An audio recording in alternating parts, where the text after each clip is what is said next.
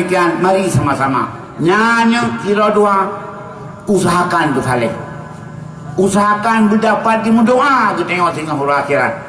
Baik mati kita tengok kan di menuan ku jenah tu. Bahkan kalau mati kan kamu lagi pegang kemah gini. Nyo yang paling yang terharapkan baiknya lagi nyo. Oleh karena demikian sidang jamaah yang berbahagia, nyo pun mana memberi bekas lama mati lama benak kita nyo.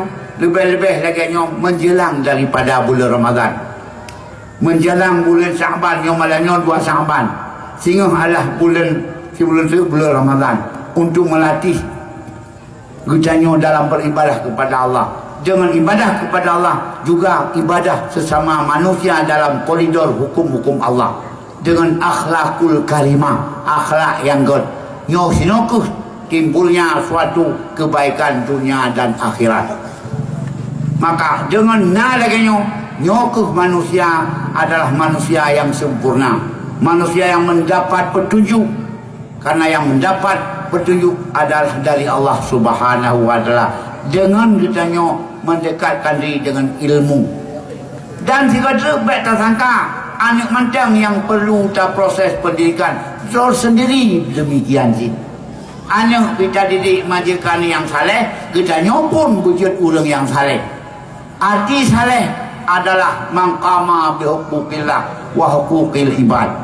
Orang yang selalu mengerjakan tugas dengan Allah dan tugas dengan manusia, itu namanya orang saleh.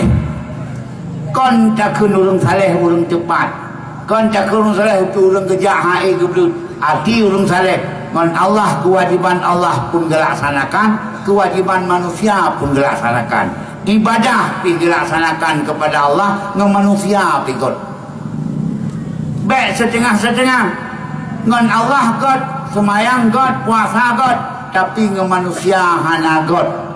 Dengan manusia selalu mendatangkan kejahatan, mendatangkan kemelaratan, mendatangkan malapetaka bagi orang lain. Udip kenyal lagi udip maban-maban malapetaka. Udip lagi udip jeladang, membawa bahaya kepada God. Nyokon manusia saleh, manusia salah. Dari manusia saleh, Ego tanya, mahua manusia saleh? Apa sih manusia saleh? Jawab, manusia yang selalu mengerjakan perintah Allah, juga bisa melaksanakan tugas-tugas dengan manusia yang lain, bisa hidup berdampingan dengan orang lain, tidak memberi mudarat kepada orang lain. Itu namanya manusia saleh. Tapi ibadah itu muji tuh dalam pokok, itu bukan manusia saleh. Cuma yang itu muji nutup pan tanpa kau agak dalam hanya dengu pantu tanpa kau ibu pelang kau yuk sekali kau gaya jauh sungguh yang kamu manusia saleh salah.